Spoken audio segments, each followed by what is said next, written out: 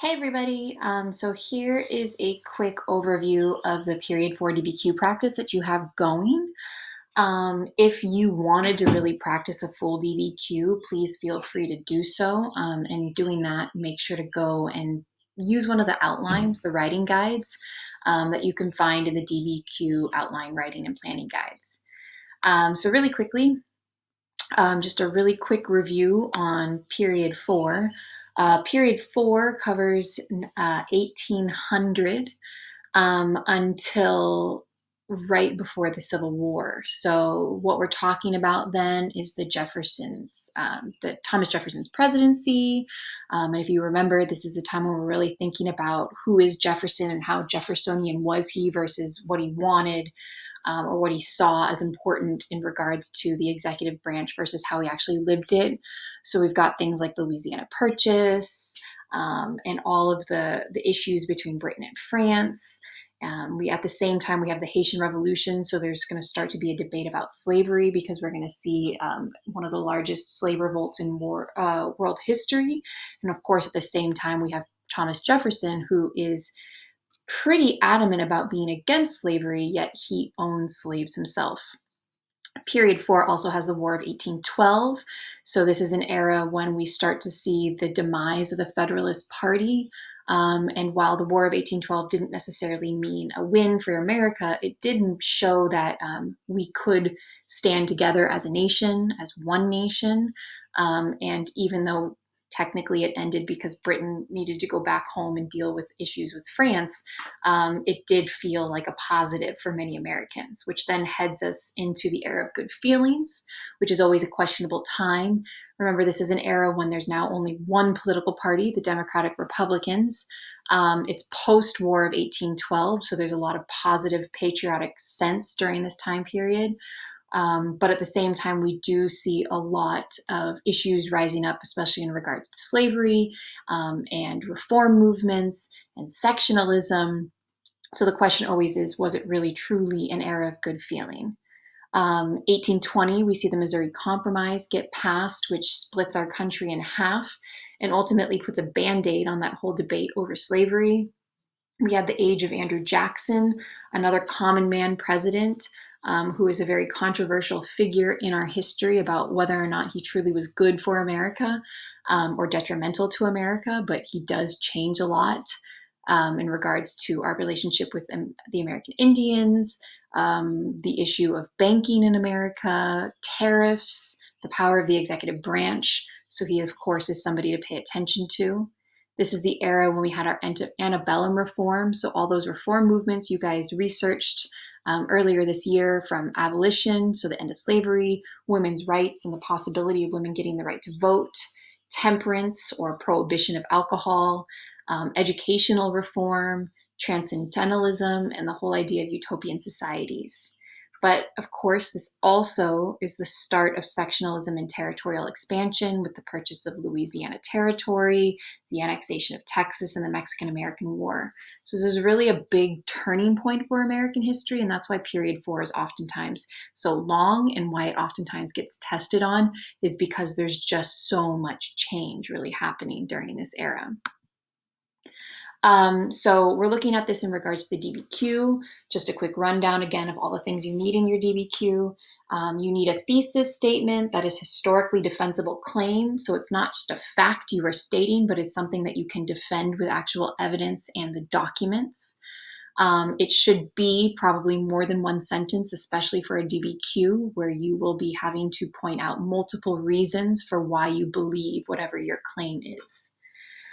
You need to develop an argument. So an argument that shows historical complexity. So meaning that you have more than one reason why something happened. And that you have evidence that you can use to both either show possible counter arguments, to show support for yourself, or even just qualify why you believe what you believe. You need to be able to use the documents. Again, during this time, the goal is to use 4 of the 5 documents at least to support your thesis. Again, you have to use at least 2 documents to get at least 1 point. But in order to get all of the points for documents, the goal is to use at least 4 of the 5. You need to be able to You need to be able to source the documents. So that means you need to be able to point out some aspect of the document's sourcing. So whether that's the point of view of the author, the purpose as to why they wrote the document or why that would be significant, the historical context that was going on that would better explain the document, and then again, the audience. It was originally for 3 documents. Again, this time it's now only for 2. Contextualization, again, you need to be able to situate your argument within history. So for period 4, your prompt for this time is about evaluating the extent to which economic, social, and political developments in this period fostered change. You would need to be able to talk about the changes that were going on. So you could talk about the War of 1812 and how that changed America. You could talk about the changes in political parties. All of that stuff would be good contextualization. And again, the great place to put that is in your intro paragraph. Outside evidence, again, for this particular DBQ, you need at least 1 piece of outside evidence, but you're actually going to get 2 points for it for each piece of outside evidence you use. The goal always is, if you can, to use at least 1 piece of outside evidence for each paragraph that you write. And then finally, that complex analysis point. It is the hardest point to earn, but not impossible. This is where you could possibly compare whatever's going on during this time period to another historical time period or situation. This is also a great time to point out the multitude of changes that were going on and really be specific in regards to how much change was really happening. Again, one sort of thing they've been talking about that the DBQ could possibly be is about a theme. So it could be about immigration, for example. So being able to show how immigration has changed or developed over time is what can get you that complex analysis point. So as always with any essay that you are writing, whether it's a DBQ or an LEQ, you really want to make sure that you understand what the prompt is asking. So again, the prompt for this week's practice assignment is to evaluate the extent to which economic, social, and political developments in the period 1800 to 1844 fostered change in America. What you want to do always when you're reading your prompt is you want to think about what events or developments or people immediately come to mind. So when we think about 1800 to 1844, some of the people that hopefully come to mind first are people like Thomas Jefferson and Andrew Jackson, and a lot of those different reform movements. So hopefully at least the person that you did your report on comes up. The War of 1812, the Louisiana Purchase, those kinds of things. When you get your prompt, the first thing you want to do is you want to start making that list just on a piece of paper next to you. What are the things that immediately come to mind? Once you have that, that will help to start to develop your argument. That will help you start to develop your outside evidence. It will hopefully help you organize your thinking in regards to how to best plan out your essay. So then we want to think about what it's asking us to do, evaluate the extent to which developments in the period fostered change. So as we can tell very quickly, hopefully you figured this out, that this is a continuity and change over time question. The word change is sort of the big dead giveaway here. So the prompt again is really asking you to consider how much change happened. Was it a significant amount of change? Was it a limited change? Was it gradual change? Was there no change? And the other nice thing about this particular prompt is it's giving you your 3 categories or your 3 places to focus on. So from there, we move on to start looking at the documents. This week, I gave you all 5 documents that go with this. The first document we have is Thomas Jefferson's first inaugural address. Take your time to really read through it. Obviously, it is not important to memorize or learn every single word in it, but to get a general sense of what it is all about. It's always important to pay attention to the sourcing. So this is his first inaugural address in 1801. If we remember that 1800, the reason why period 4 starts with 1800 is because it's considered the revolution of 1800. It's the first time we saw a shift of power from one political power to the next. So all of that being considered, some outside info or sourcing information for this particular document to consider is this. First of all, the election of 1800 was still between the Federalists and the Democratic Republicans. But it was a dirty election. This was a lot of mudslinging was going on. Jefferson was called out for being anti-slavery, yet owning slaves and sleeping with one of his slaves, and fathering children with one of his slaves. John Adams, on the other hand, was also being accused of not being truly a man of the people. So it was a very contentious election. And so when Jefferson steps into power, his first goal is to try and ease that power. So in regards to the sourcing or the HIP, when we think about the point of view or the purpose of this document, it's about appealing to all Americans, both political parties, and trying to bring the country together. Because again, this is the first Democratic Republican president we have. We've only had Federalists up to this point, and even though nowadays it doesn't seem like that big of a deal, this was a huge deal at that time in 1800.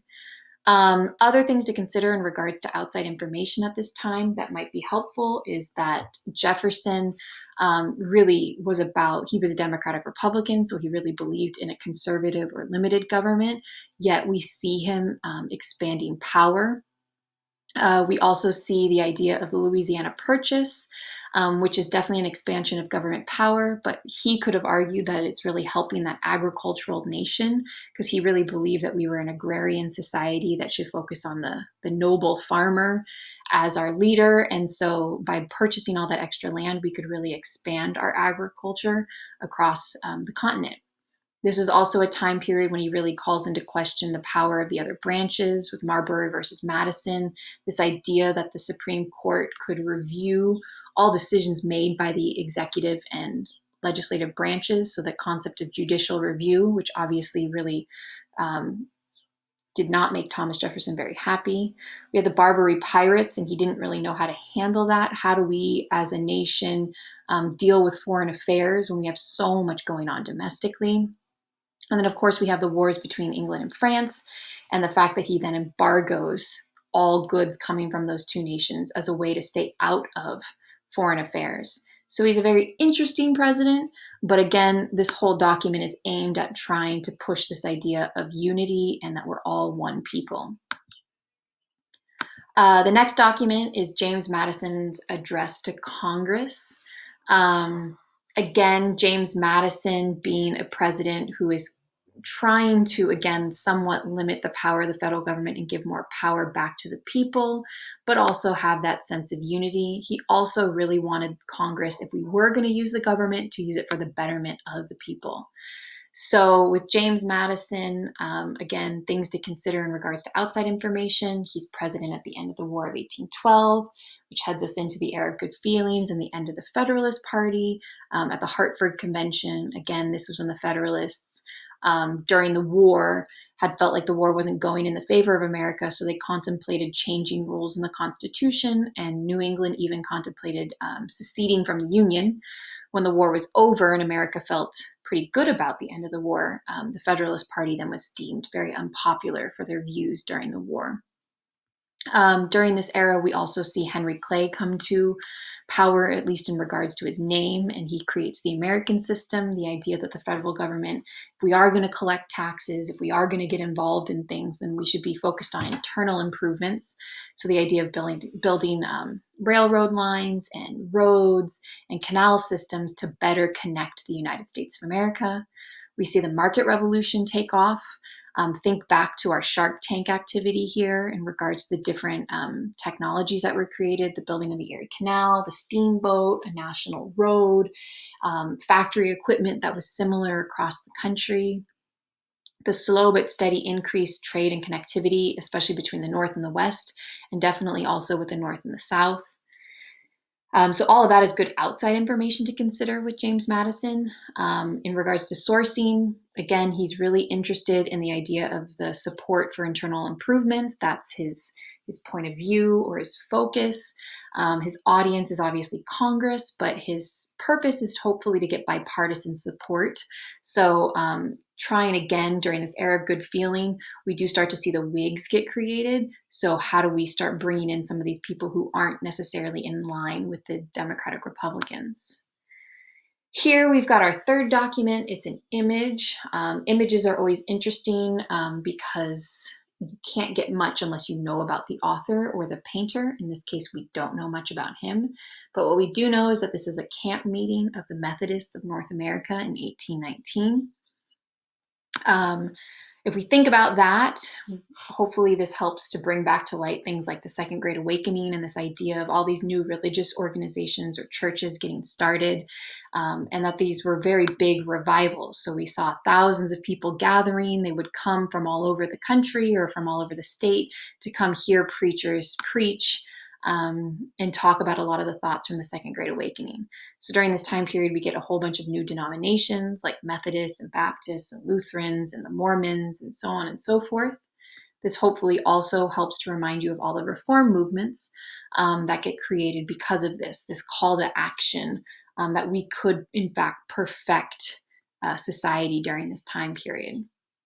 Sourcing, focus really on the historical context of this time period when you see a painting like this, since we don't know a lot about Milbert here, unless you personally know a lot about the artist. It's hard to say what his point of view is, since this just seems to be a picture of it. We can't really tell, or what his purpose was either, but we know at least the historical context is all of this information. Document number 4, we've got Thomas Jefferson to John Randolph. Here we start to see a question into some of the division building up. So this is really calling into question that era of good feeling. So again, paying attention to the source is always important. Again, we get another Thomas Jefferson document. This is all about the Missouri Compromise and the fact that the question is this really helping our country? So it's really, again, calling into question, was this truly an era of good feelings, even though we are starting to see that huge rise of sectionalism? The increasing issue of the expansion of slavery, again, Thomas Jefferson being one of the most interesting people in the world when it comes to slavery, because he was pretty outspoken about his opposition to its expansion, yet again, he totally owned slaves. Again, thinking about Henry Clay and what he's trying to do in regards to the interconnectedness of our country at this time as well. Sourcing, it's important to know that this is actually a private letter. So it wasn't necessarily something that the audience would have been massive. It would have definitely just been to John Randolph. Again, it's important to pay attention to the point of view of our author, again, slave owner, but also being opposed to slavery. And the fact that this is sort of foreshadowing sort of the division that's going to build up in our country. So again, in regards to historical context. And then the last one is a very famous political cartoon called King Andrew I. Here we have Andrew Jackson. And this is something they always do for DBQ documents. They always try to make sure they reprint the wording that's on everything. So here's the things he's stepping on. We've got the Constitution of the United States, the judiciary of the US, the internal improvements in the US Bank, and then his veto, which is something he constantly was using.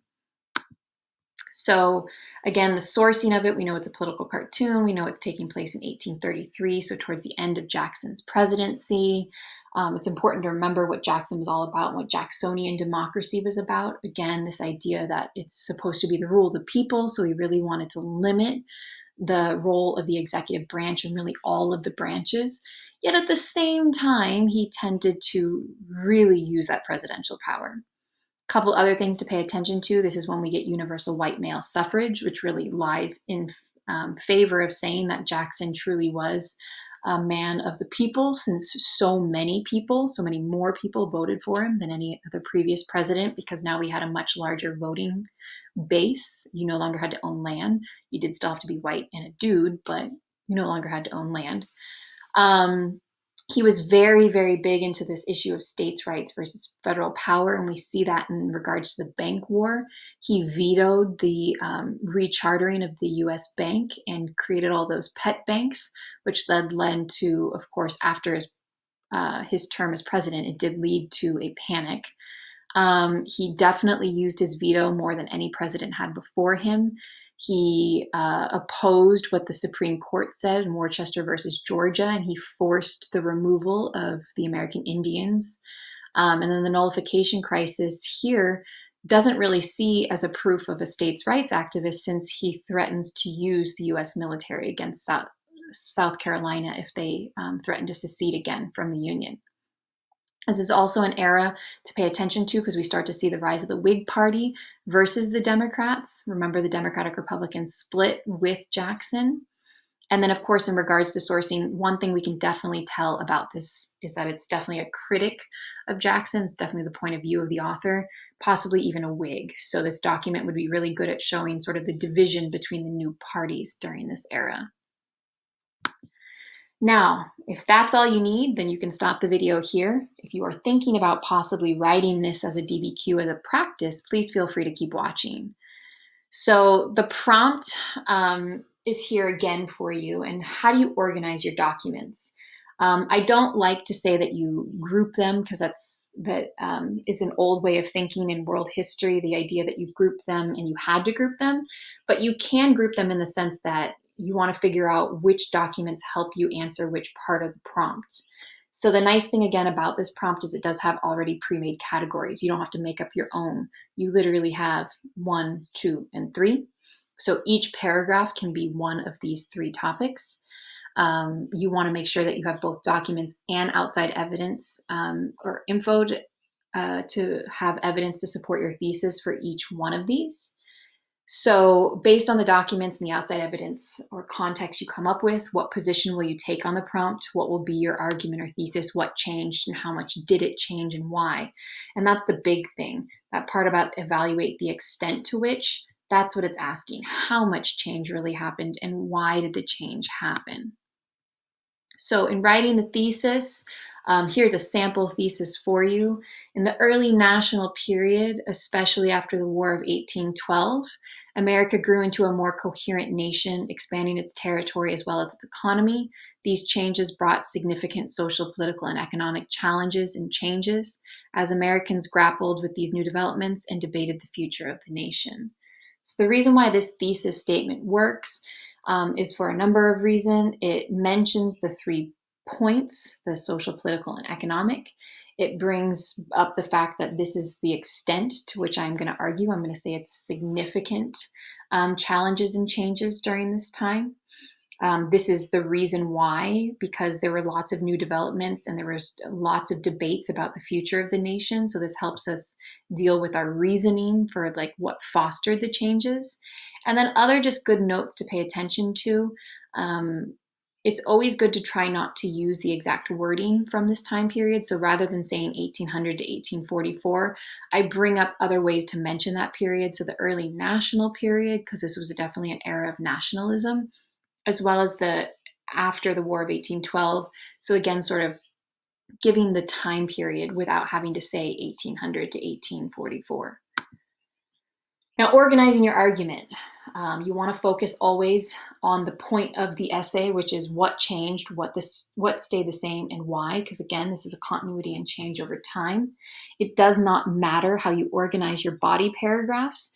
You could talk about the economy first, society first, or politics first. The goal, though, is to make sure that you have at least one body paragraph for each. So here, I'm going to start with social. You want to have a sample topic sentence that gives that works as a good transition, but also gives what you think particularly changed or stayed the same, gives your extent to how much you think it changed, and starts to lead towards the why. So my sample topic sentence: in the early republic, rapid changes contributed to gradual social transformations. So it's very, very general. You know, I'm not giving away any of my secret evidence yet in my topic sentence. I've got my context for my time period. I'm saying this is why things changed, and I'm saying it's a gradual change, not something significant, just it's a slow and steady change. The evidence for analysis or analysis and argument support, I would definitely want to use the Great Awakening picture here, or document number 3. I could bring up that this was showing sort of the religious revivals, and that these religious revivals and everything that's happening during this time is in response to the changes going on.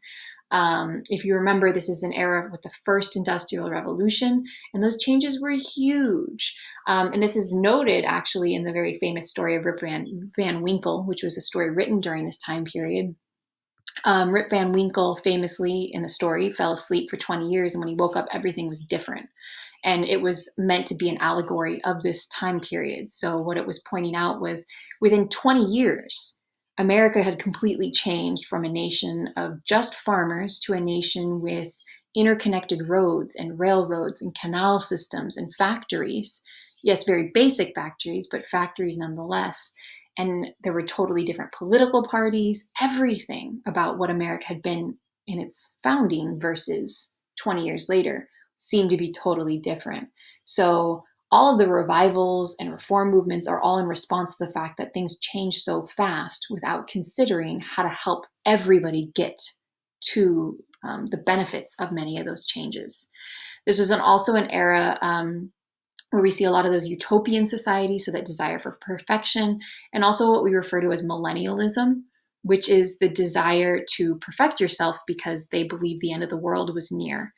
Again, we were just a few decades away from the turn of the century, and anytime there's a massive change in time, there's a belief that the world is going to end. That didn't just happen in 2012 or now every year seemingly, but that's something that constantly is going on in American history and around the world. This picture also points out the religious influence of a lot of the reform movements. So, for example, temperance was definitely a very Christian-oriented one, as well as abolition. They were really pushing on people's morals and values, which were really coming from those religious revivals. So you could use that document to bring up sort of the changes to society, and then this could be your outside information you could bring in. The next topic is economics. So same thing, you want to think about what changed versus what stayed the same and why.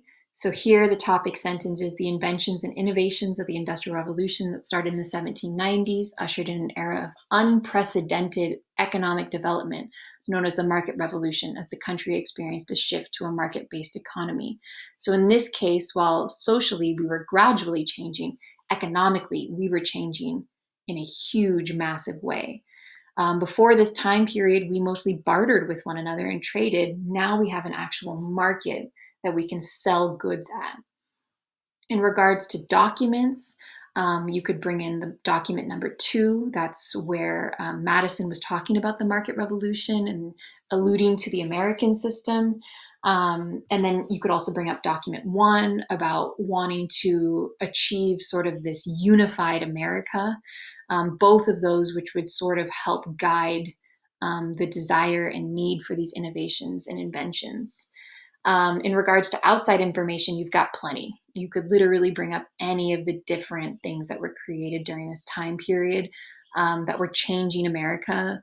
The cotton gin allowed for us to produce cotton at a much faster rate, which then led to the need for things like the textile mills, where now fabric is being produced in a factory rather than at home. So then you need a place to sell that. So again, that market revolution. The steam engines and the new trains and steamboats are all then allowing for us to transport those made goods around the country. Again, the American system is technically not mentioned in the Madison document, so bringing it up would count as outside information. Sorry. Again, the transition or how things were changing, you have the new political debates about what kind of role should the government have in regards to financing a lot of these changes and helping to build the canal systems and the roadways. What do we do in regards to the people who already live on the land that we are starting to go into? So you got the Indian Removal Act and how that relates to everything. The Second Bank of the United States and its role in helping to finance a lot of these changes. And then finally, the funding of those internal improvements. So the unprecedented economic development, how do we get to this? You want to talk about these documents and this information to get us there. And then the last one is the politics of it all. And this is where we really want to pay attention to the way political parties were changing. So the economic and territorial expansion of the young nation most significantly altered the American political landscape as new political issues and debates surfaced to meet the challenges of this growth. So the two biggest issues are the fact that our country is growing. So we need political parties that are better and more responsive to the people. And that's where things like the Democratic Party and the Whig Party come in. The Federalists and the Democratic Republicans worked early on, but ultimately we are going to need parties that are a little bit more in tune with the needs of the people. And so the splitting of the parties really, really, really focused on that. And again, they aren't much different from the original parties in regards to what they believe in. The Democrats were much more state oriented, and the Whigs are going to definitely lean a little bit more on federal government power. The other big issue is the fact that as we are expanding, not only are we going to need political parties that are more responsive, but we need to deal with the fact that sectionally we are very, very different. And obviously, the biggest issue on that is slavery. Um, so the document you would want to bring up is going to be document number 4, which really brought up the idea of sort of the Missouri Compromise and its challenges to us as a unified nation. And then, of course, document number 5 would also be good here in regards to the defining of new parties, because obviously we're seeing opposition within those parties. Where do they agree? Where do they disagree? So yes, politically, we changed because now more people are able to vote, but it is still limited. And also, more importantly, we are going to continue to have that debate on who should have more power, the federal government or the state governments. And that political cartoon is really, really helpful with that. So yeah, there's a lot you can talk about in regards to politics.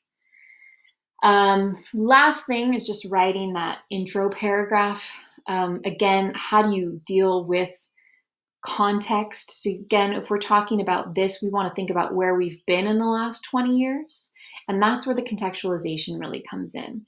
So in the years following the revolution, the young nation faced a period of domestic and foreign challenges that tested the Constitution and the government it had created. So we're not giving any specifics here, but we are pointing out the fact that we are dealing with an era that dealt with the challenges that Washington had to deal with the Constitution and Shays' Rebellion. It's going to deal, and then the Whiskey Rebellion with the Constitution finally being proven to be pretty strong.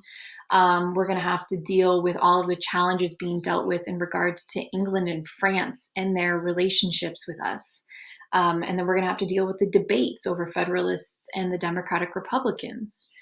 So that's what they're alluding to in all of this without necessarily having to say specific events. Some of you do a really good job at doing this whole storytelling thing, but those of you who haven't really gotten into the context point yet, it is something worthwhile to sort of think about. How can I at least mention some historical context, even if it's not a long list of historical events?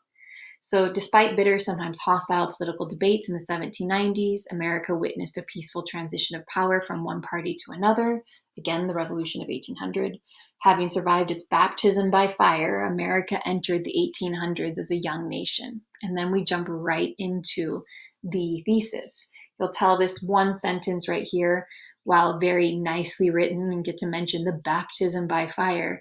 It's meant to be a transition from this is where we have been to this is where we are.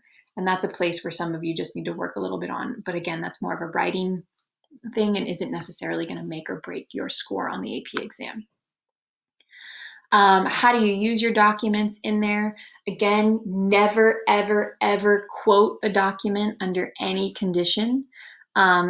When you can, don't say according to document 1 or according to document 4, but try and actually source it. So for example, if I'm mentioning document 4, Jefferson's letter highlights the growing tensions caused by territorial expansion and the question of the expansion of slavery, foreshadowing future increased tensions over this issue.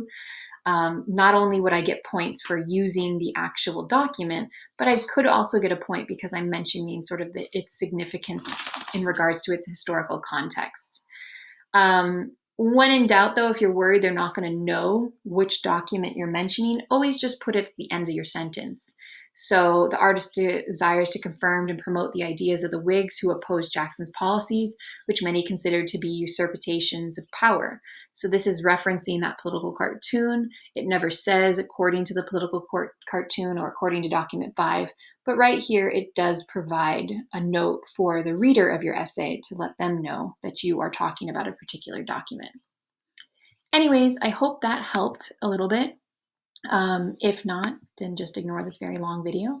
But I hope this helped for those of you who are having a little bit of a hard time with your DBQs. Anyways, have a great week. Bye.